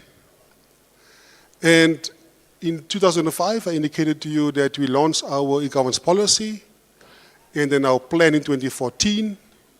And then we continued with our online services and back offices in terms of making sure that we improve on that services since 2017. COVID was either good or either bad for us. In the sense of our back office systems, it was good because we had much time in terms of moving forward on that one as well. And then towards the end of last year, November last year, in the beginning of this year, we started to develop what we call a digital roadmap for our government, public service of Namibia. And this is also to basically accelerate the improvement of our activities. Where does Namibia sit? I just mentioned that we need to compete globally. And the United Nations does a survey every second year in terms of looking at the competitiveness or the readiness of countries in terms of for e-government development index. And so in Namibia, for example, in terms of its index for e-government in 2022, was sitting in that triangle at a 0.75 and was very low in terms of our online service index only at the 0.25%. And again at the 0.5% in terms of our telecom infrastructures. So that triangle basically shows that here that yes, we are ready, but we're not at the top yet. And why I'm saying that, if you look at this one, which is a bit better, look at this survey, for example, you will see that Namibia is ranked 121 out of 188 countries. Even I think nowadays it's about 200 countries. So you see, we are not doing bad, we're not doing good, but we're just below Botswana. We just spoken to the Minister of ICT in Botswana. But see where South Africa sits at number 65. I wanted to check last night where Rwanda is, but I think Rwanda is in the top 50. In terms of the offerings that we do our online service index, what are countries actually now these days looking at in terms of providing the online transactional services? And on the left-hand side, there's a list of these items which the United Nations is looking at. Now, in the middle, you see there's a very busy slide. So don't worry about it now. After this presentation, it will be available online. You can download it, and then you can basically zoom in terms of that. This is not just for Namibia, but it's just basically looking at what are the percentages in terms of these different offerings which the countries are engaging in terms of online services, in terms of the index as well. Now, we will basically take, there's a trail of our framework throughout the whole presentation that I'm going to show you from now on. But I want you to stop quickly here. You have heard about our action plan that we developed in 2014. Now, that action plan in 2014 had 5 thrust areas, or 5 pillars, during that, what was developed, and had 15 strategies that was supposed to be implemented, or through 15 programs. And 119 projects were constituted within those 15 programs as well. Now, just imagine, this is massive. This is massive. 119 projects within 15 programs. This is very massive from 2014 to 2018. We are still working on this. We are still implementing these programs as well. This is just to show you a snapshot in terms of our action plan that we developed in 2014. And then we are still continuing to move with the transformation that we have talked about. You know, telecommunications was analog, isn't it? Analog meaning, hello, number please? Which number do you want to dial to? That's analog. These days, we're looking at our maturity going forward as well in terms of where you want to be. And we would like to really be actually at number 3 in terms of the frameworks for moving forward with digital transformation, in the sense that we would like to make sure that we drive the services for our citizens at the next best level. And this is where we currently are, between the two of them as well. I don't want to go into the detail of each one of this one, but this is also where we start to co-create and where you start to innovate in terms of digital government specifically. We had e-government, now we have digital government, and we want to go to the government, the technology of GovTech, where we're basically looking at citizen-centric public services that are universally available. They are simple, they are efficient and transparent. So, as I mentioned to you, towards the end of last year, we started to develop a roadmap. Now, roadmap is to make some path through the wilderness in terms of to go forward in terms of our transformation, for government. And the vision that we actually have for this roadmap that we develop now is digital first services for all. Now, many of us, English is not our first language, so it took a while for me to also understand what this vision means. But I will try to make it very clear to us. But with those, we also have the pillars in terms of, as I indicated to you, our first pillar is digital identity. This is where we're moving towards. Enabling factor is that we also have to have data interoperability. Now, we have spoken a lot about data today, but I think the key word here is to interoperate data between different entities. We will talk about that one. We will talk about the transformation of our services from analog or from manual to digital. Then, importantly, adapt or die. Aha, wonderful. AI is in the room. And then some people talked about, even the minister this morning talked about the startups that we have to make sure that it's part of our ecosystems. Now, we have a partner, the Estonian government. And the Estonian government has been assisting us for many years now. And I think very importantly is that once we started to develop this roadmap last year, they also assisted us with this one. And the roadmap for us is actually a 3-year plan to advance our government efforts to accelerate the transformation of our digital space, and to make sure that we can basically start to really tap into technology to make sure that we can basically start to deliver our services through that process. Now,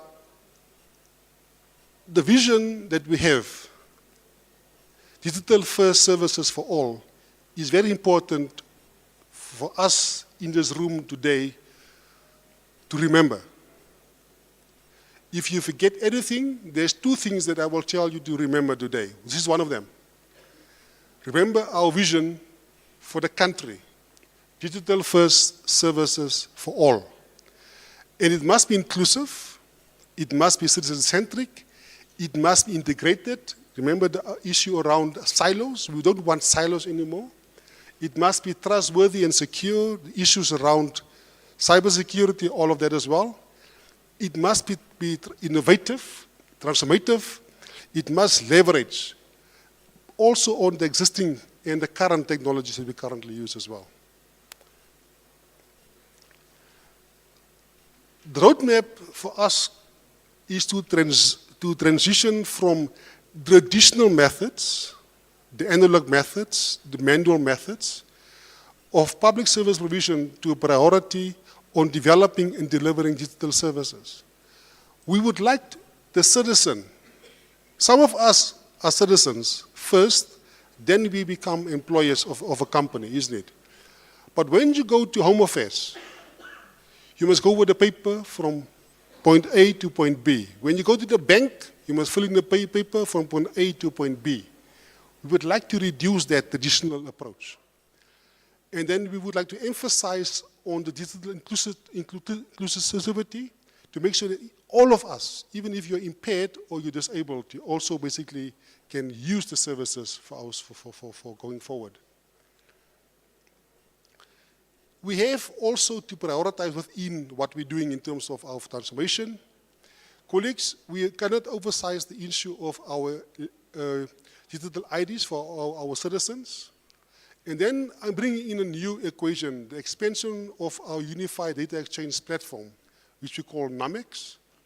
We also talked about the issues around the government data center and cloud center as well. And then we also look at the development of a service portal and introduction of first digitally transformed public services. I will go through that list for you very, very shortly. The roadmap is not merely just about adopting technology. It is an instrument that will help us to tackle the workload ahead. And it is really ambitious, but it's also practical in terms of what we are trying to achieve. I'll just mention the roadmaps, the roadmap pillars that we have designed for the roadmap. Government and leadership, to make sure that there's effective leadership and good governance. Our digital signatures that we will basically develop, our draft basis for legal package, and then the issuance of our IDs for our residents. I will show you an example. Our databases, and make sure that our databases can talk to each other as well. Our top 10 services that we would like to transform.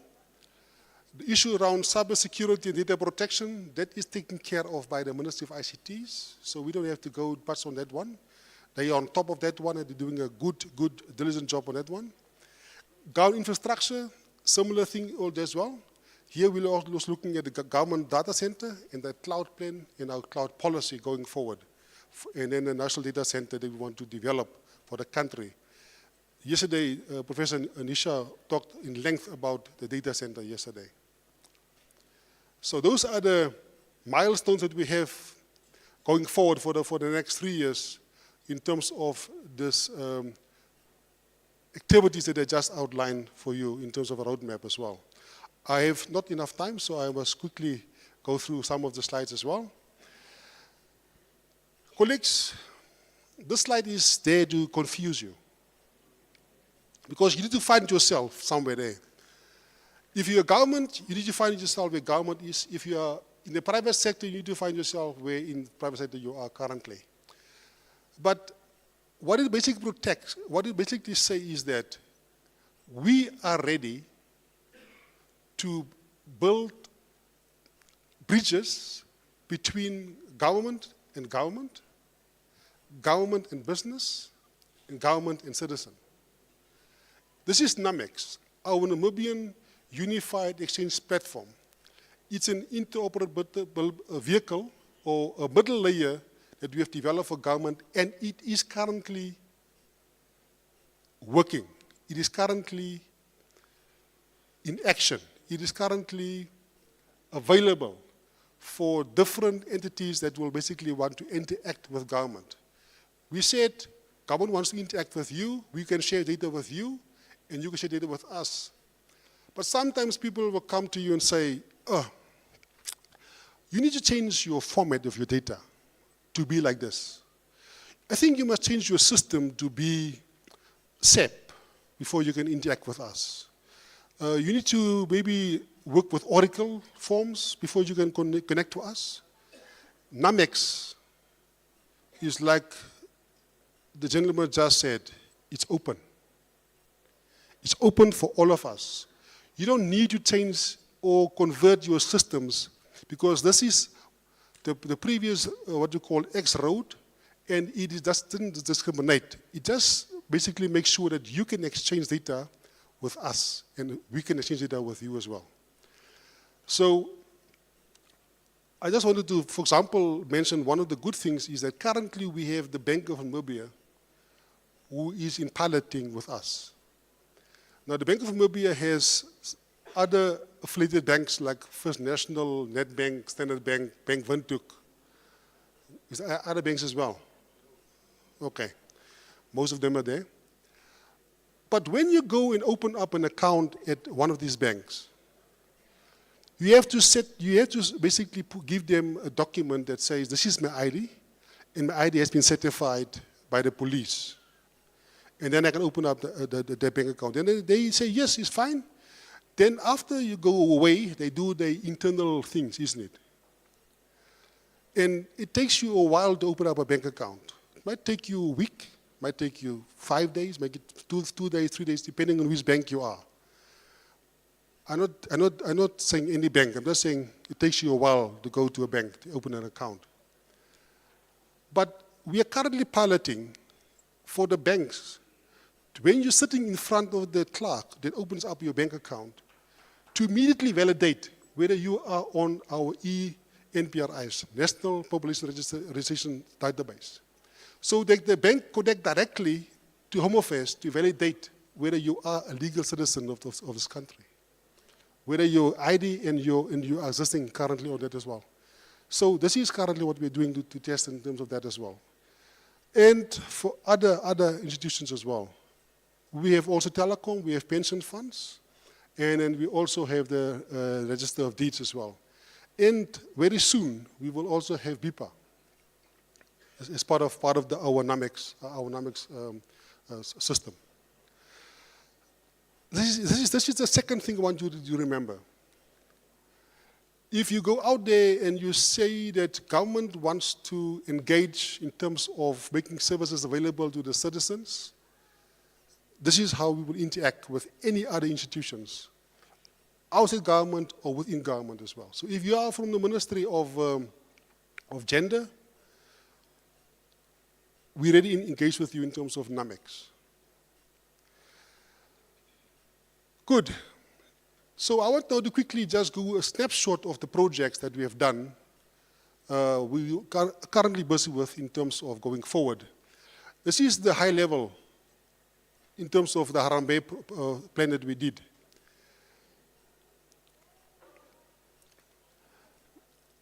I think I'll skip this slides, just 2 slides, because I think this is one. I want to go to this one in terms of the online client services, government to government, government to business, and government to citizen. Now, I'm giving you a list of URLs, and basically on the left-hand side, I have the OMA name. The OPM, the Office of the Prime Minister, provides the foreign portal services on our portal. Now, many of us have heard about our voucher redemption system because of the communities that we are currently being supported through our disaster recovery, disaster management. For people that is basically being given vouchers so they can basically collect these vouchers, these food items from the different suppliers. And also our government communication system as well. Those are the links that you basically can access. This will be available on the website of the ICT Summit after the time. So if you would like to engage with those ones, you can also go to those URLs as well. For the Ministry of Environment, we have the Environmental Clearance Certificate System. It's online. You can apply online and you can get your certificate online as well. ITAS. Who doesn't use ITAS in this room? Nobody. There's no hands. Very good, colleagues. ITAS is there for us to make sure that we are test compliant, and yes, it's part of our rollout as we speak currently as well. Also from our side as well. And then many of us who are entrepreneurs are basically using our e-procurement system for the Ministry of Finance. And Ministry of Home Affairs, colleagues, there's a lot happening at the Ministry of Home Affairs in terms of our civil systems. If you go to the Ministry of Home Affairs, in those links, you will have more than you have bargained for. Even the application of visas, passports, IDs, much of those, all of them is currently online as well. Our e-birth and our e-death notice system is also online as well. Justice have also online presence. Mines Energy, colleagues, if you are basically would like to have your licenses, your in terms of applying for a claim, it's also online as well. And then many of us know people who are seeking a job. The Ministry of Labor, that NIS or NISIS is currently online again. It was offline for a while, but currently it's online as well. In terms of the system usage, colleagues, some of this was mentioned this morning, the influx ID system. The influx ID system is currently between us and the Botswana government in terms of the movement of our citizens on the border. Now, there's people on the border which is close to Namibia and close to the Botswana border as well. And they move basically on a daily basis as well. Now, just imagine if you have a passport of 40 pages and you move more than 40 times a year between Botswana and Namibia. Just imagine how much pages, how much passports you will have in 5 years' time as well. This is the current stats in terms of arrivals and departures between Namibia and Botswana. And year to date, it's about 31,000 entrants or persons that have basically moved between the two borders. Just using the ID, the normal ID, between Namibia and Botswana. In terms of birth notifications, colleagues, we have 58 entities in Namibia with 12,000 users who notifies of every birth that is basically happening in the country.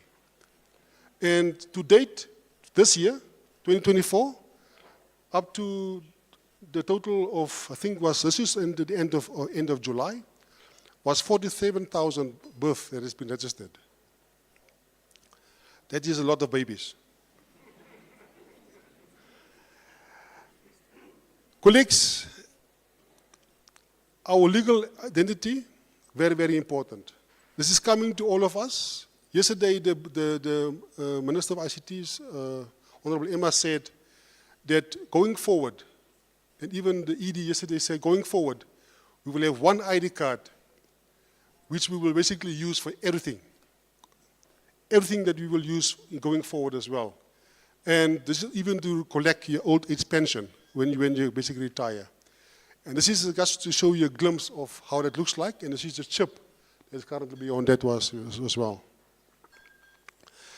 Colleagues, the ministries and regional councils, currently there's about 58 websites online. So we have our government.na, gov.na portal. And if you would like to visit any of these OMAs or regional councils, just go to gov.na and you can find them all there. In terms of the services they provide as well. And colleagues, they are monitored on a daily basis. So there's no offline time as well. We've got 95 back office systems. That means that we've got ministries, OMAs, and regional councils with about 95 back office systems, which they currently utilize to make sure they can provide some form of digital service to the country. This is the list of it. I won't go through them. There's no time. I just want to list them for you so that you can know them. And then once you go to the PowerPoint later on, you will find them there as well.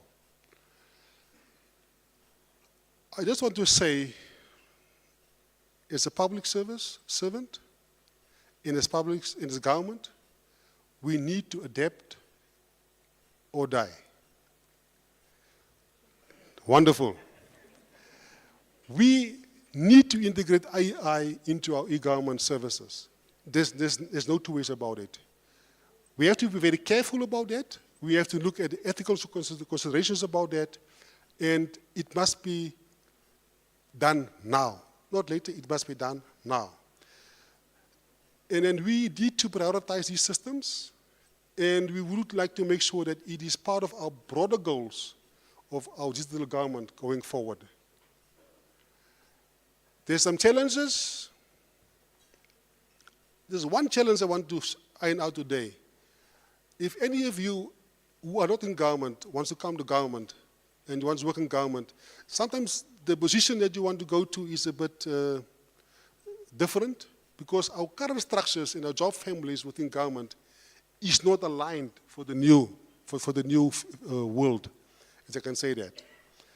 And then we also have a lack of skill, and we have a lack of personnel, and always the one issue in the room always is mullah. We never have mullah. And then, colleagues, as I indicated to you, there's also one challenge, is the high cost of IT. There's the issue around cybersecurity that we have currently, those challenges. And then also, at this point in time, we don't yet have a gateway to make sure that we can basically have startups and then basically transact online as we speak. I thank you.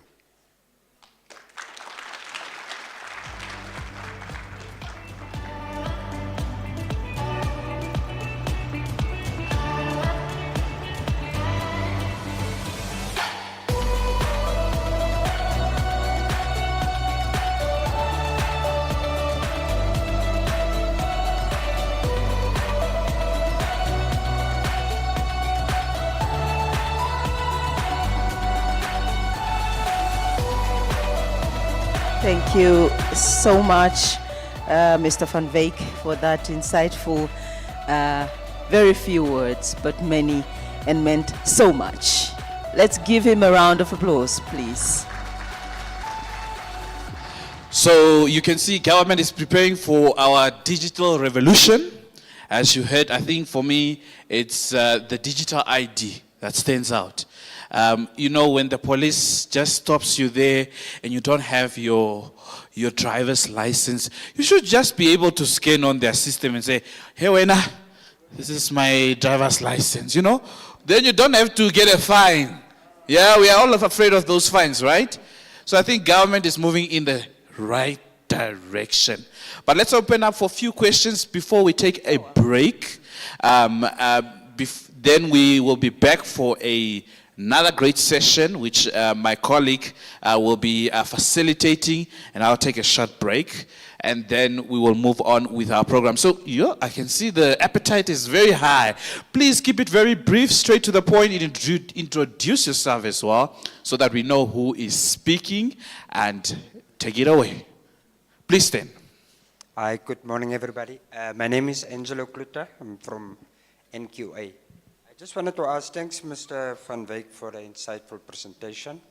But in your experience, because you have shown us the roadmap from the 90s, what would you single-handedly say is the biggest challenge of realizing all these strategies, roadmaps, plans that we have? You know, there's different challenges, like you mentioned at the end, from finances, skills, could be political, could be some other areas that also sometimes need more urgent attention, like education, health. So, but like you said also in the beginning, before you step off, like you say, you don't retire, you should leave us with this, maybe to say what we can also focus on. For, in your opinion, the biggest challenge that hinders the acceleration of all this? Thank you. Good morning. My name is Charles English. Thank you, Mr. Van Wyk, for those insights on what government is doing in terms of technology and growth. However, I'd like to ask how much of the technology that you have showcased there in terms of what government is doing, how much of that technology is locally developed in terms of local service providers, people that actually put the technology together from ground up? Because it's my background in the industry. I've been in the industry for quite a while, as you know, sir. So a lot of these products are sold by international companies. The reason why I'm asking for that is that we have no control over security solutions and products that are being developed outside our country, where we have no insight as to what type of coding and what type of information basically gets extracted for personal use into other areas. So I'd like to know, are all of these things looked at when you talk to these type of international service providers, or from a local development stance, what are we doing and how are we building these solutions to provide security, not only to government, but also to its citizens and the information thereof? Thank you. Thank you. Okay. Maybe I could start with the first question in terms of what are the other barriers that we are facing, specifically for implementation of digital services. We have been running around the laws, and I think our laws, in terms of the changes to our laws, is not agile enough. And that we're facing this specifically now that we would, this year, we would have liked to use our ID card to vote with. But because of the time frames and these, that takes the changes to be done to our laws before we can actually transact, that takes a bit of a time as well. And this is, we have the political will, we have that.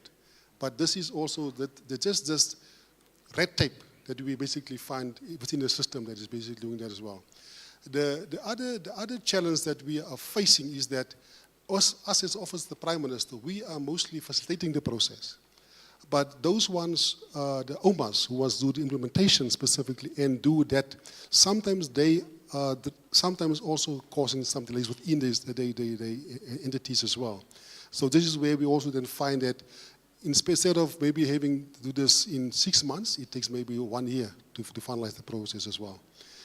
Then to Mr. Charles' question, I would like to say that 100% of all the services or systems that we've developed for Home Affairs, the civil services, was done from us, as within the government. We haven't had a subsidiary or third party to that process. For the mere fact, we know that the data of government belongs to us. This is why we, as Office of the Prime Minister, within our department, we have done the development of most of those services in-house ourselves. I've given you the list of all the other services that is currently bidding as well. They've all been gone through our processes for requirements gathering in terms of the system analysis that we've done as well. The only third party that came into the play might be the hardware that we basically have procured. But most of, even the e-procurement system was done by us in-house as well. So, and then you have seen the list of those 95 other systems. Not all of them has been developed in-house, but I think most of the major ones, which is dear to us and critical to us, has been developed in-house.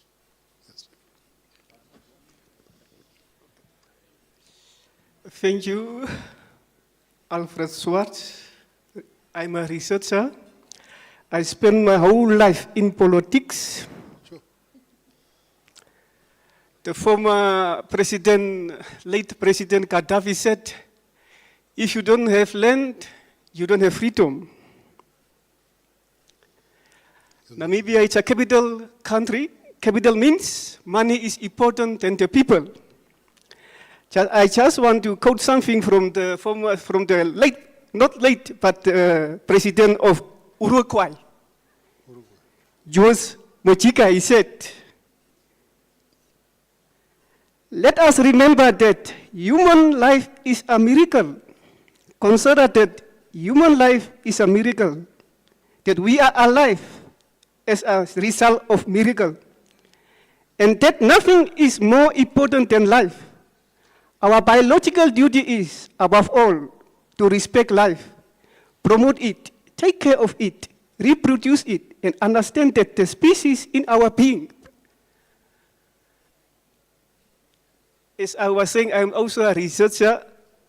In South Africa, 75% of 76% are in fear of losing their jobs on this AI.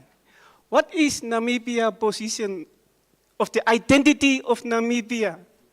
Where are we on this IT, this digital transformation? Where are we standing?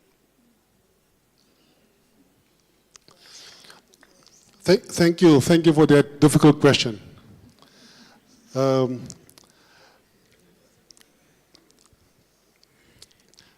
When we introduced ICT in education, there was always the fear that a teacher will disappear. And we had to calm our teachers the time when our late minister, Abraham Yambo, was there. We had to calm them to say that no technology will replace a teacher. No technology can replace a teacher. But the technology is an aid to a teacher to reach a goal in terms of the teaching. And this is how, yesterday, Dr. Prof said, we must embrace AI, we must embrace technology, but as long as a human is in charge of that. We should not scare away be scared to implement or use AI, or to go for the implementation of AI, as long as a human remains in control. But, as I said, there is jobs. I have indicated to you that there's new startups that will become part of this ecosystem of the technology-driven businesses. And yeah, I might become redundant because of my gray hair, but I might learn another skill after I retire. There you have it, ladies and gentlemen. Mr. Johan touching on those quite critical issues in terms of our preparation for digitalization within the government. And I think it's quite very important. Myself and him also traveled to a country called Estonia. And they have digitalized 99% of all their services. The only thing that they could not digitalize was a marriage certificate. Interestingly. So I believe by now, they should have found a way to be 100%. And that's where we want to be as a country, to move in that direction, to have most of our services digitalized. Because carrying all those cards in that pocket, in that wallet, it's becoming something else. So why not have one QR code or digital ID that can just have all my information? Like he said, it's protected, of course. I think we cannot compromise on protecting that information. I mean, someone even having your medical information is quite sensitive. So I think having that card is quite critical for our country to move into what we call the digital revolution. Let's give it up for Mr. Johan once more.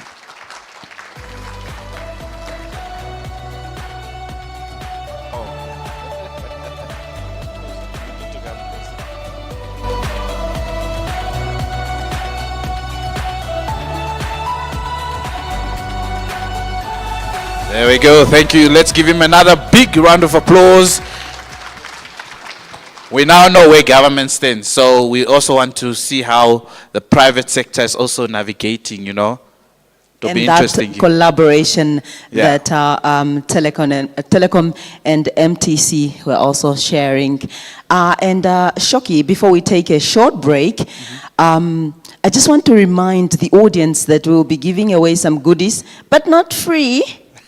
So this is where you adapt or die.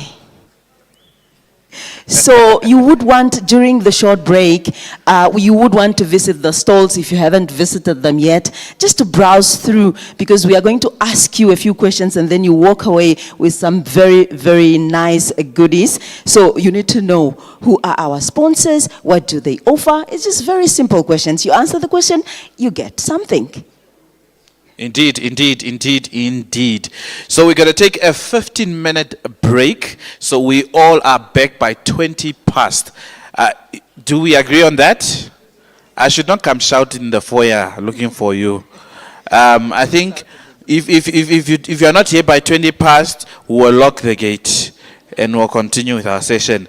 But please don't forget to also visit the summit's website. That's www.ictsummit.gov.na. That's where you can also get access to all the presentation and speeches that are being delivered here at the 8th National ICT Summit. See you in the next 20 minutes.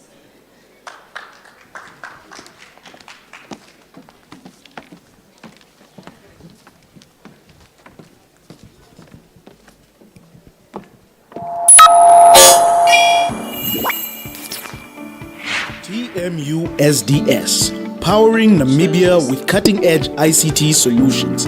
Innovate, connect, lead.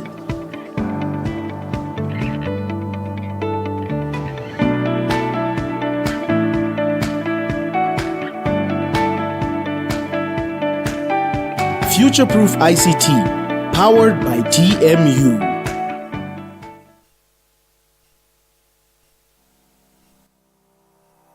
I should indicate that our school is one of the performing schools in our country, and there is one of the reasons why it is as such is because it's fully integrated with technology. My name is Pinas Kongo, heading Oshigambo High School. Oshigambo is an educational organization that provides education and academic services to our students. Nowadays, students are more on technology. If you want the student to pay attention to your teaching and learning, to your lesson, if you want the students to concentrate, it's only once you are integrating technology in your lesson. And that's one aspect that have to be really, really considered. Now, education nowadays is no longer about textbook and an educator or a teacher. It is about other aspects that have to be looked at. And for us to have all the resources, we have to gather all the resources only through connectivity, internet connectivity. Because you see what is happening with MTC. Now, number one is speed. Number two is reliable. Number three is stable. Number four is the team. Now, we're talking about support. Whenever we happen to experience a very little problems and then you have to give them a call, now the team will be available, and after all, the problem is rectified. And that's exactly why we decided to say MTC is the best for us.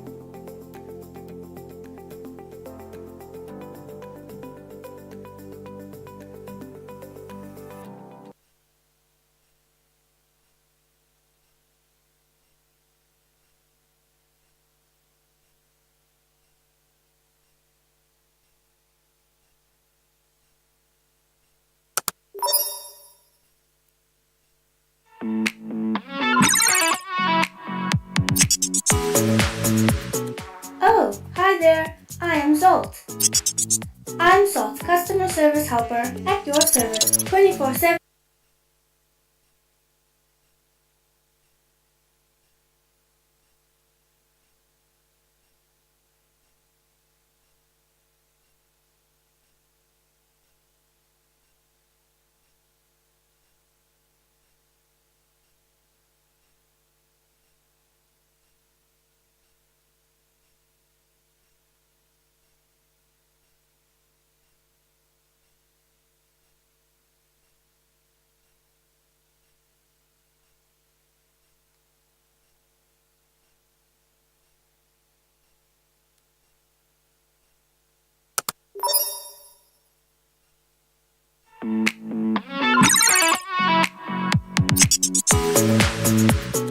Oh, hi there. I am Zol.